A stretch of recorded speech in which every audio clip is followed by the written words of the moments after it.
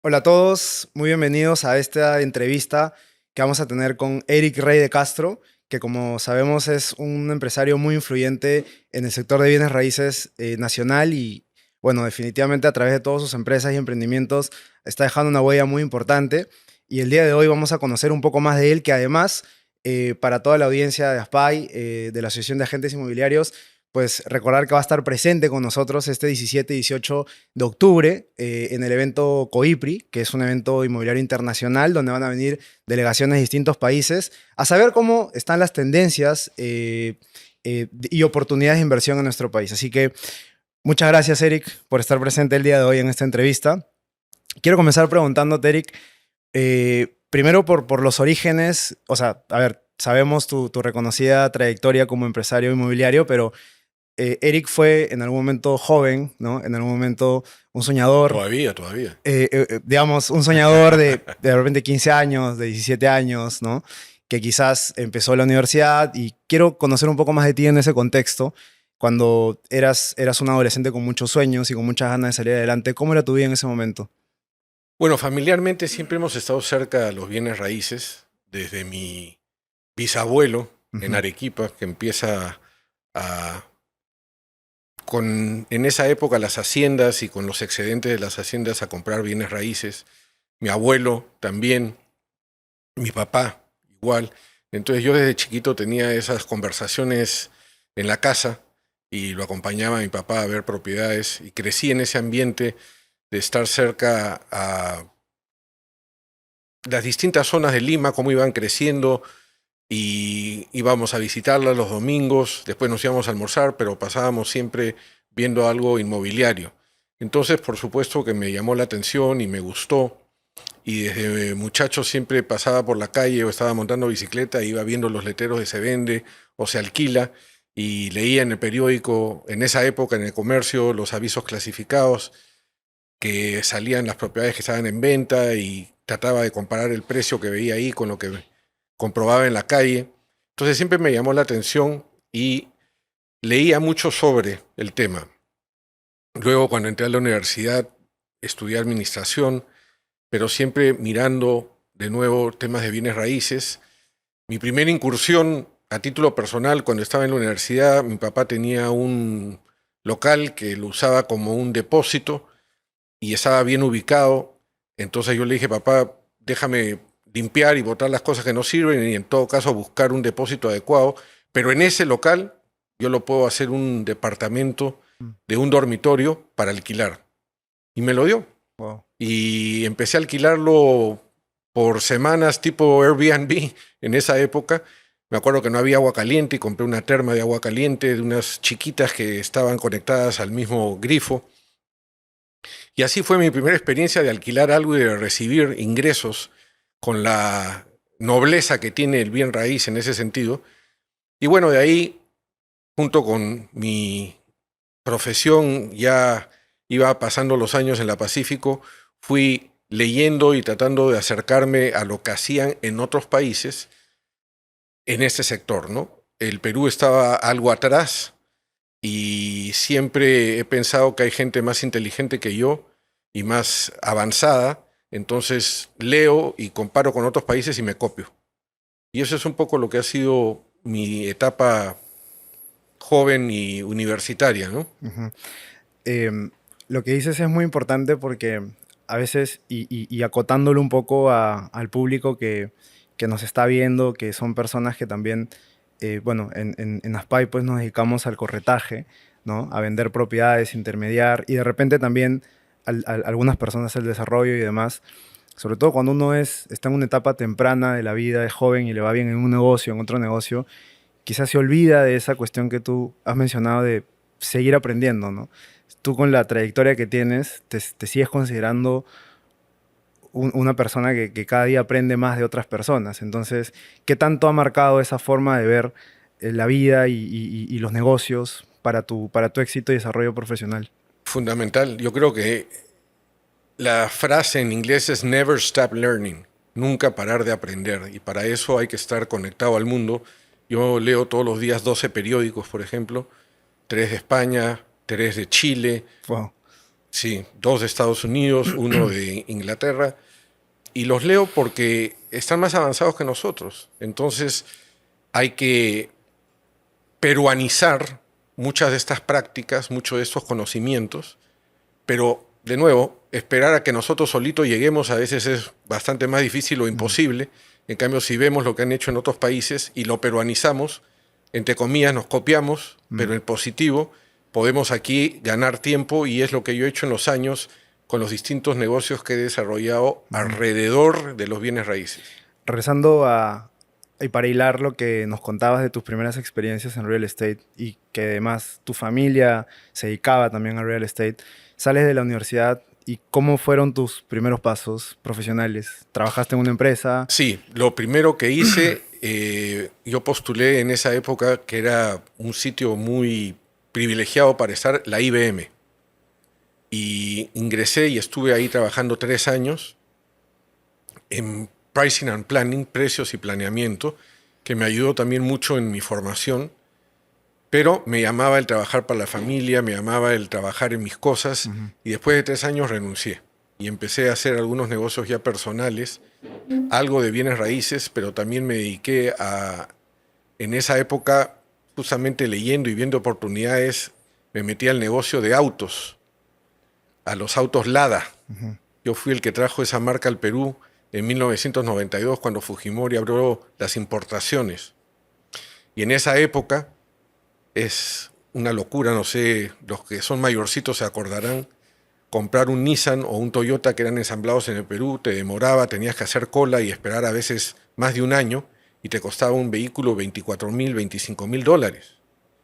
Y nosotros empezamos a traer los Lada y los vendíamos a 6.999 dólares, con lo cual revolucionamos el mercado porque la gente no tenía autos nuevos y si bien no eran un modelo muy revolucionario, eran muy parecidos al Fiat 124 y al Fiat 125, tuvimos una demanda extraordinaria.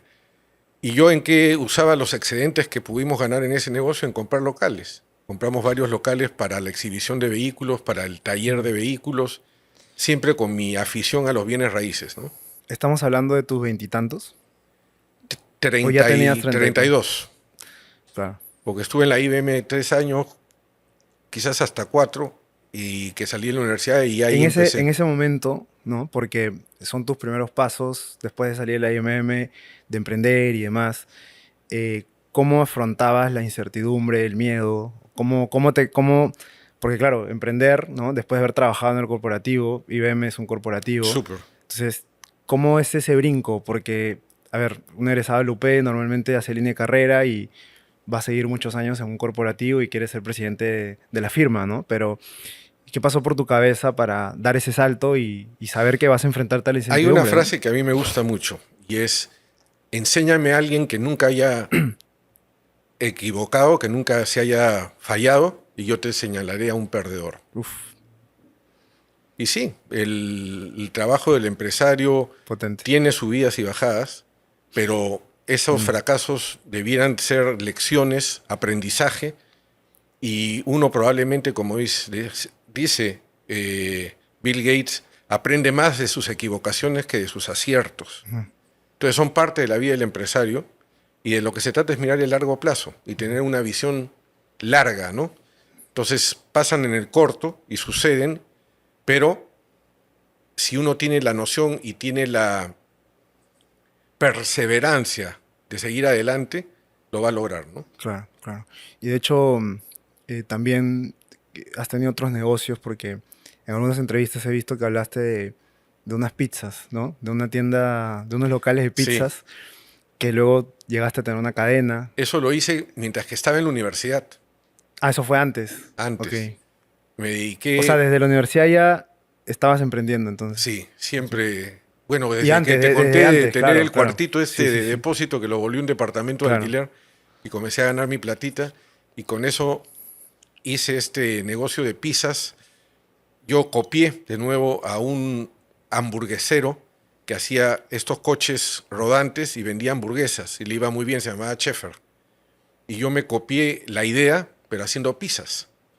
Y nos fue recontra bien y lo digo con orgullo, yo creo que soy uno de los pocos empresarios que ha sido ambulante, porque yo empujaba estos carritos para llevarlos a las esquinas, hacíamos las pizzas precocidas en un local en Girón del Llano Zapata, en Miraflores, y lo llevábamos en una camioneta a las esquinas, jalándola, y ahí lo bajábamos y teníamos a nuestras asistentes, vendedoras que ofrecían estas pizzas y te hacían ahí, mientras que tú estabas parado, la metían al hornito, ponían jamón, queso, y estaba la pizza cortadita en un plato de cartón. Claro.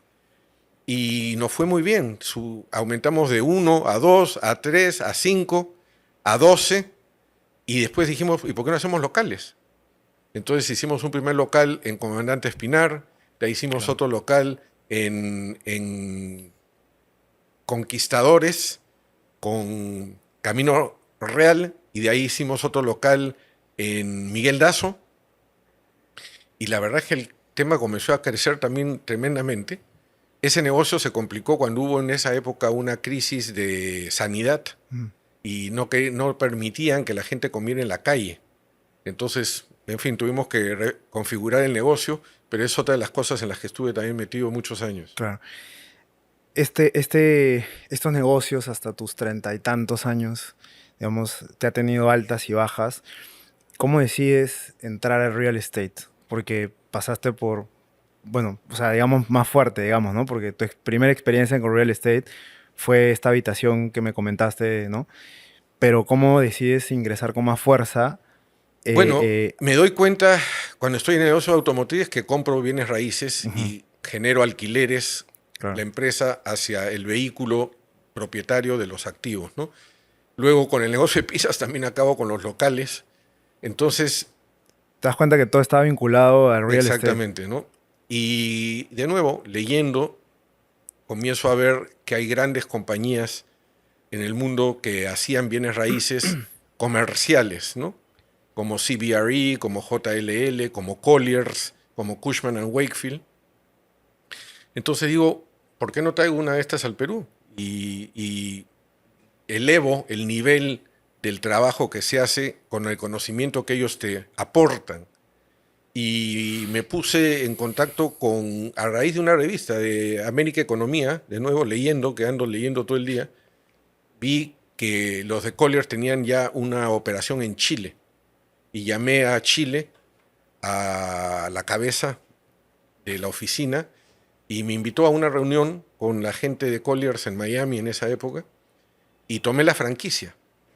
Y estuve 4 años como franquiciado de ellos.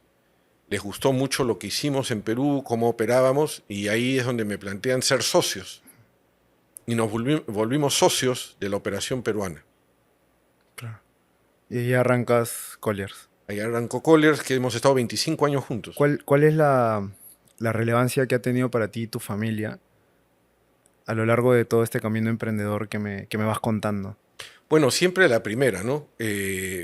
Muchas Porque me veces imagino, te lo digo porque me imagino viajando, yendo, viniendo, o sea, jugándotela, que quiebra, sube, baja, ¿no? Que cierro esto, lo otro. Entonces, ¿cómo ha sido ese soporte? es en algunos casos una subida y bajada, como tú dices, y ahí es fundamental que te acompañe tu pareja y siempre priorizando a la familia, ¿no? Eso sí, las decisiones ha habido que muchas veces posponerlas o variarlas para proteger a tu familia, que Ujú, para mí es lo más importante de lejos, ¿no? claro.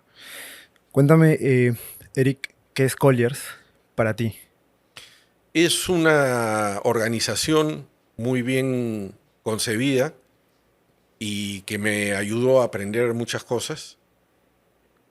Creo haber cumplido un ciclo con ellos y ahora seguimos adelante con la empresa original, que es la de mi familia, y pienso estar en este negocio los próximos 100 años. Ujú. Fibra, ¿qué representa para ti? Hace algunos años, Y cómo se origina, ¿no? Porque claro, fibra es una apuesta importante que mucha gente que entra al real estate quiere tener un fondo de inversión, ¿no? Porque es el vehículo Core Capital, por ejemplo, ¿no? Y es el vehículo que te permite hacer como una chancha, ¿no? hablando, digamos, lo más coloquial y sencillo para que todos nos entiendan, que me junto con más personas o recolecto el dinero de más personas y construyo y levanto. Entonces, ¿cómo formaste esa confianza para que la gente depositara esa confianza, ¿no? Sus ahorros y tú poder administrarlos? Fíjate, de nuevo leyendo, comencé a explorar lo que son los REITs, los Real Estate Investment Trust, que empezaron en Estados Unidos en el año 60, que se han extendido por casi todo el planeta en distintos formatos. En España se llaman SOCIMIs, en otros sitios se llaman fondos inmobiliarios. Leyendo entonces lo que hacían, vi que había un espacio para esto en Perú. Y ya hace 17 años empecé con el negocio de fibra, y aunque parezca extraño, yo registré el nombre fibra en el Perú, me pertenece, y el nombre REIT me pertenece. Lo tengo registrado. Pero algún burócrata no se dio cuenta y sacó la ley de fibra y no se dio cuenta que yo tenía registrado el nombre. Entonces, no lo pueden usar solo el nombre fibra, que yo sí lo Tiene que uso ser con solo. algo más. Y además, el fibra que yo tengo no cumple con la legislación de un fibra peruano. No es exactamente lo mismo. Pero bueno, eso lo dejamos en la parte de anécdota. Pero empecé con un primer fondo y en esa época había que explicar de qué se trataba, porque nadie conocía estos fondos inmobiliarios en el Perú. Y eduqué de alguna manera al mercado de que era una oportunidad el juntar capital y abordar oportunidades con un horizonte de largo plazo. Nuestros primeros suscriptores fueron las AFPs. Yo hice un primer fondo en el 2008 de 82 millones de dólares. De ahí hice un segundo fondo de 162 millones de dólares. Y el último que hicimos hace 5 años, 157 millones de dólares. Entonces levantamos más de 400 millones de dólares y eso lo hemos invertido en los distintos sectores de los bienes raíces y principalmente los últimos años en vivienda. Estamos bastante agresivos ahí. En ese momento estamos haciendo más de 5.000 departamentos con distintos socios. Buscamos los especialistas de cada tipo de producto y de cada zona y nos asociamos con ellos. No prestamos el dinero. Nosotros tomamos el riesgo, tomamos la posición. Somos socios en el emprendimiento, en las buenas o en las malas. Y de nuevo, buscamos la relación de largo plazo con nuestros socios gestores de estos proyectos. Como alguna vez de broma decía, no nos gustan los plancitos de una noche, sino las relaciones de largo plazo.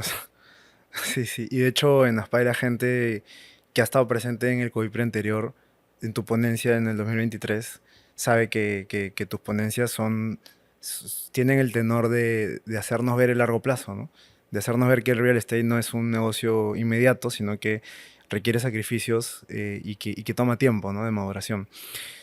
Quería regresar al origen de Fibra, cuando, digamos, cómo es porque nuevamente creo que esto puede servir mucho de lección a la gente que está haciendo bien las cosas con sus construcciones, con sus emprendimientos, pero cómo cómo pasas a esa primera, digamos, a esa primera apertura a traer el dinero de otras personas y tú trabajarlo. O sea, cómo son esos primeros pasos en los que firmas los deals, ¿me entiendes? Porque voy a tomar la responsabilidad de usar tu dinero bien. Entonces, ¿cómo te presentas? ¿Cómo nace Fibra, ¿no? Es algo súper interesante que... El nacer fue difícil porque no existía la industria. Y en la medida que ha avanzado, lo que busca el inversionista es que haya lo que le llaman track record, o sea, que haya historia que tú puedas enseñar. Normalmente a los inversionistas no les gusta el que por primera vez va a levantar un fondo, porque, de nuevo, en este proceso hay aprendizajes, hay equivocaciones, y prefieren que te equivoques y aprendas con antes plata, claro.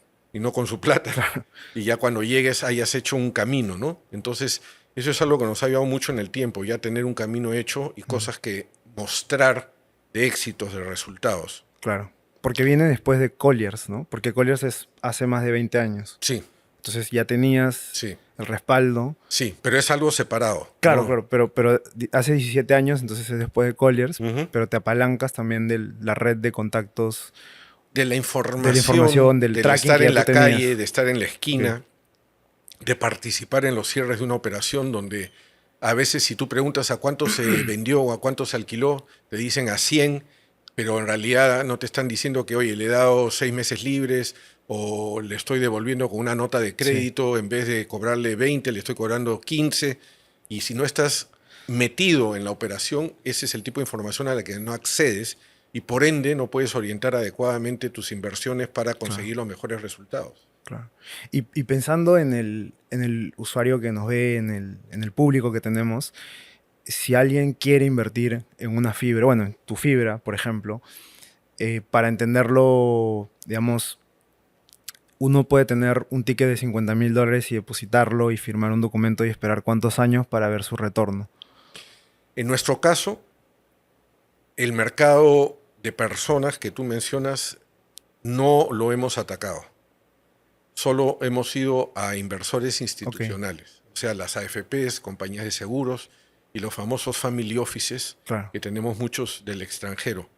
No hemos ido a personas porque es un trabajo más minucioso, más que necesita otras capacidades, porque muchas veces esa persona que puso sus $50,000 requiere por alguna necesidad, por algún apuro, su capital, y tú no se lo vas a devolver de forma inmediata, porque estos son fondos a 10 años. Entonces, no hemos querido entrar en ese territorio aún, Ujú. porque tiene características particulares. Claro, claro.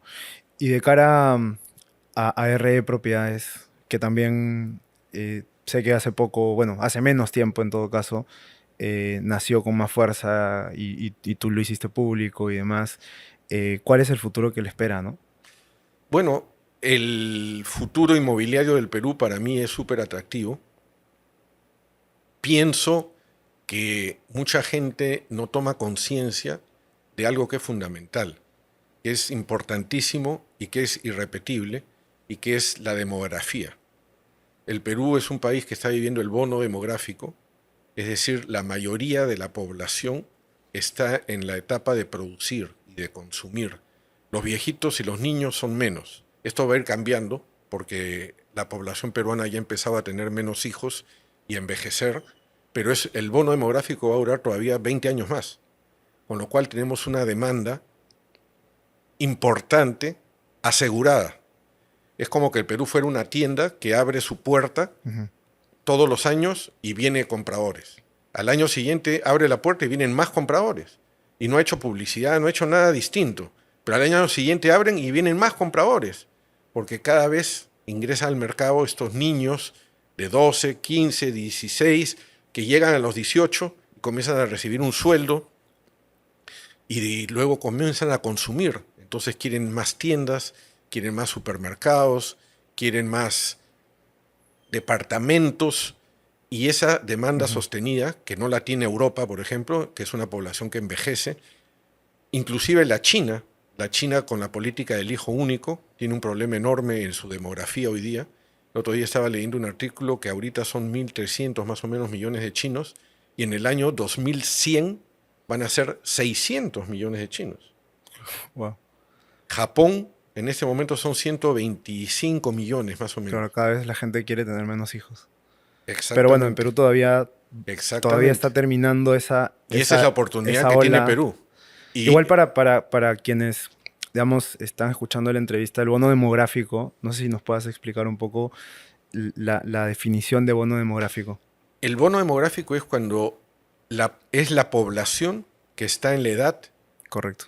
de producir y por ende de consumir, que no depende de, como son los niños y los viejos, que dependen de que lo ayuden, que le den sustento.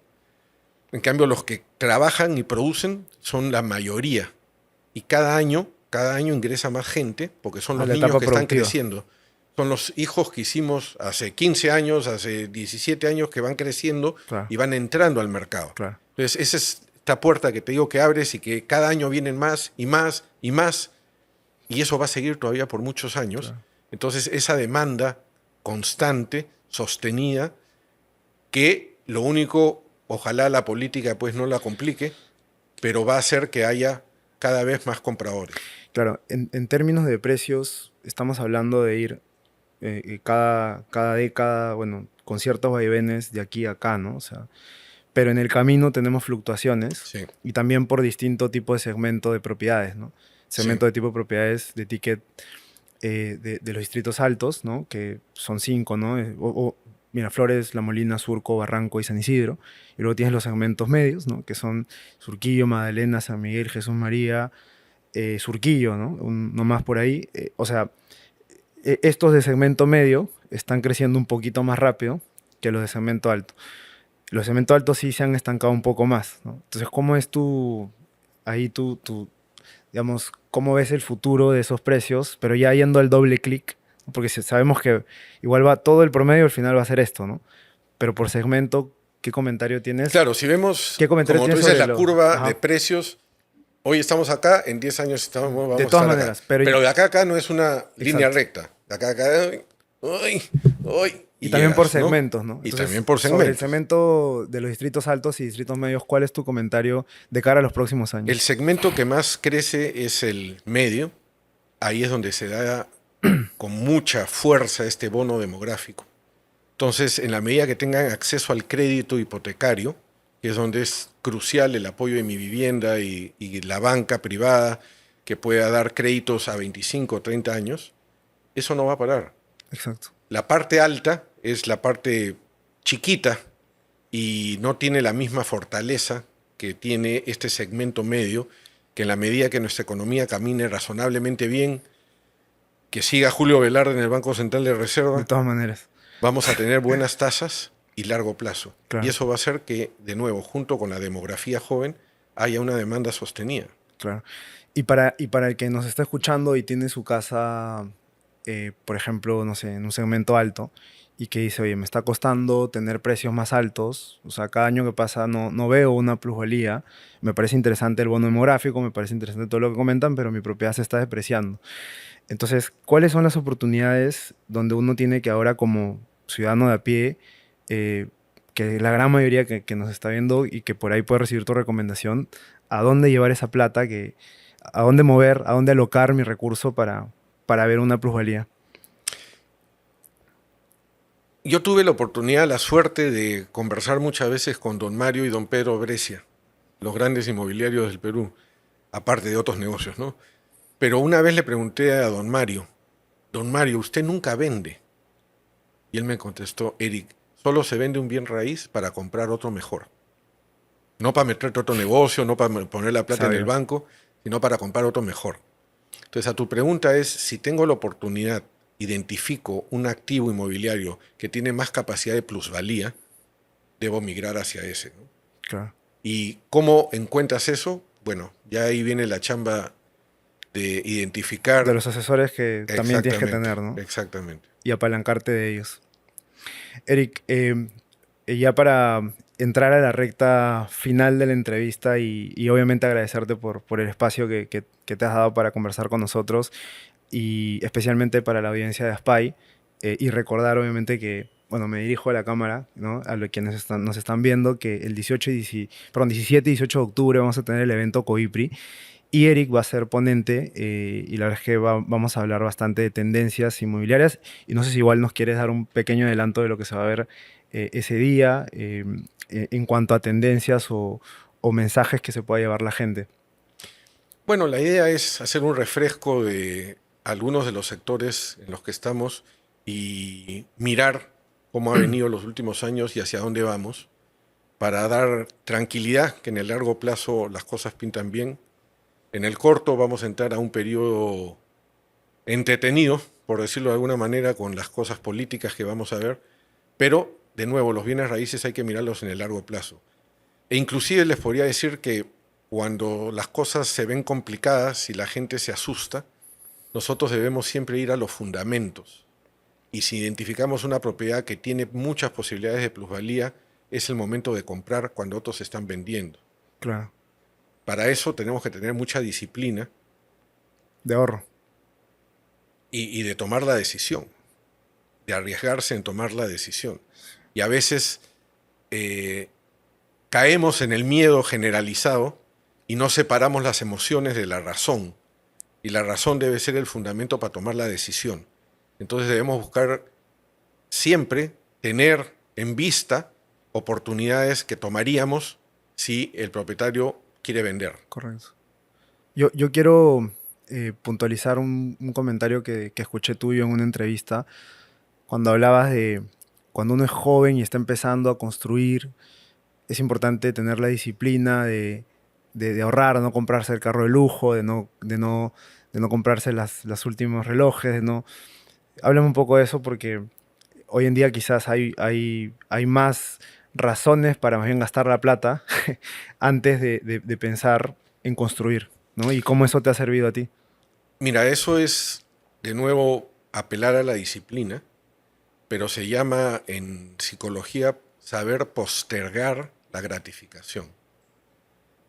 No gratificarme ahorita, gano mi sueldo y me reviento la plata, gano mi siguiente sueldo y de nuevo me voy a los mejores restaurantes, me compro ropa y el siguiente sueldo lo mismo. No, no, no. Postergar la gratificación significa que uno guarda una parte de lo que le ingresa, ya sea mucho o sea poco, pero una parte, un porcentaje, tratemos de 20 o 30%, y lo va acumulando en un fondo para poder de esa manera invertir. Mm. Tampoco es lo adecuado ponerlo en una cuenta de ahorro, porque eso no te da mayor rédito, sino invertirlo. Ujú. Invertirlo ya sea en algún inmueble, ya que estamos hablando de bienes raíces, o en alguno de estos fondos que te permite con montos menores acceder a ser dueño de propiedades importantes, o eventualmente por mientras a la bolsa. Para eso necesitamos no arriesgar tanto. Si es bolsa, yo apuesto por un S&P, Claro. alguno de estos, Que sí o sí va a crecer, ¿no? a la A larga, la de todas larga, tienes maneras. que esperar, pero vas a Exacto. tener Pero ir vaivenes. ahorrando ahí hasta que se presenta la oportunidad inmobiliaria y de ahí vas y compras, ¿no? Claro, claro. Por ejemplo, hablabas del S&P.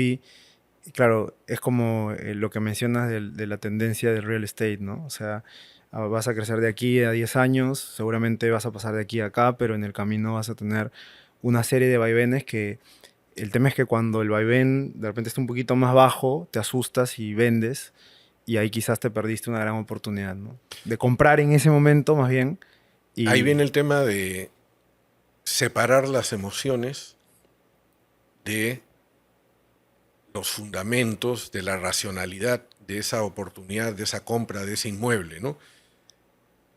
Y tenemos que tener claro cuáles son las características de los inmuebles que deben formar poco a poco un portafolio, y mi experiencia me dice que Claro. lo más importante en la vida es la pareja con quien has escogido pasar tu vida, ¿no?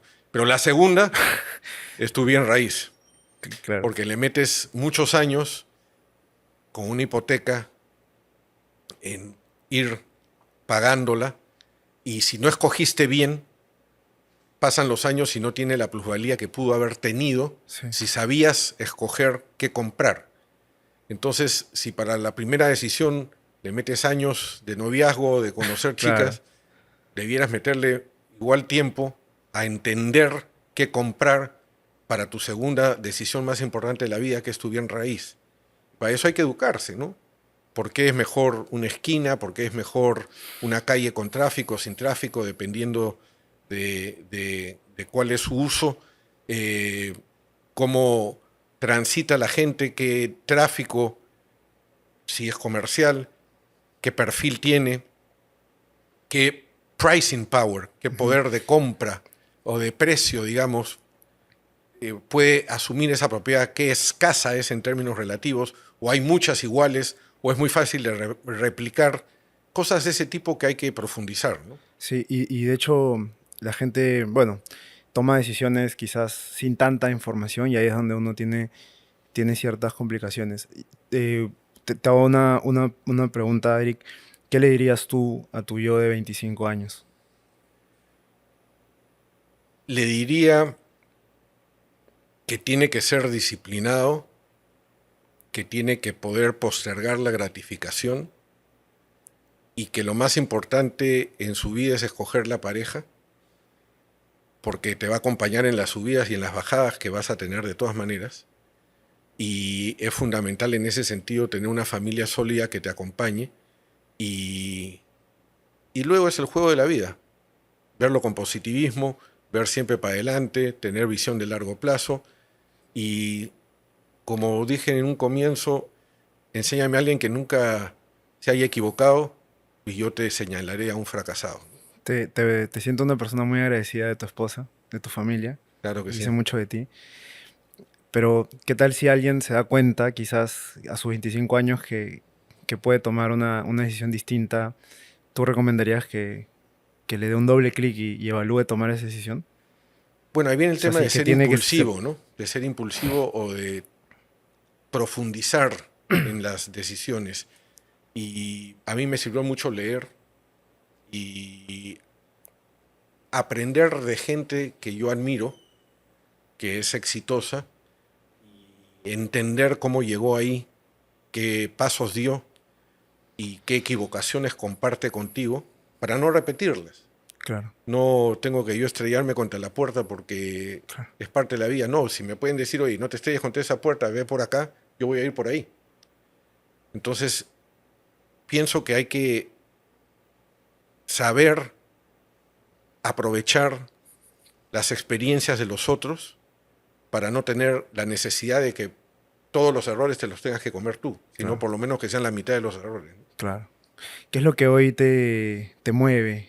¿Qué es lo que hoy más, digamos, te llama la atención? De repente, ¿tienes algo con lo que te levantas todos los días? ¿Qué es lo que te está moviendo hoy en día? Bueno, a mí me Después, lo encanta, digo en un contexto, después de haber tenido unas experiencias, ¿no? De vida tan buenas como las has venido desarrollando, ¿no? a mí me encanta mi trabajo. Me levanto contento en ir a mi oficina, en estar con el equipo y cambiar ideas. Pero también me gustaría que el Perú como país funcione. Tenemos grandes condiciones, pero por distintos motivos, básicamente alrededor de la gente que nos ha gobernado, ha sido complicado los últimos años. Esto de tener 7 presidentes, es una locura. ¿Por qué? Porque el largo plazo es fundamental. Entonces, con cambios tan cortos, no puede haber esa sensación de largo plazo que dé estabilidad, que permite crecimiento. Entonces, trabajar de alguna forma en lo que se pueda para ayudar a que el Perú sea ese país que todos queremos. Muchas gracias, Eric, por la entrevista. La verdad es que ha sido muy enriquecedora y espero que la hayan disfrutado. Muchas Encantado. gracias. Gracias a ti, Diego.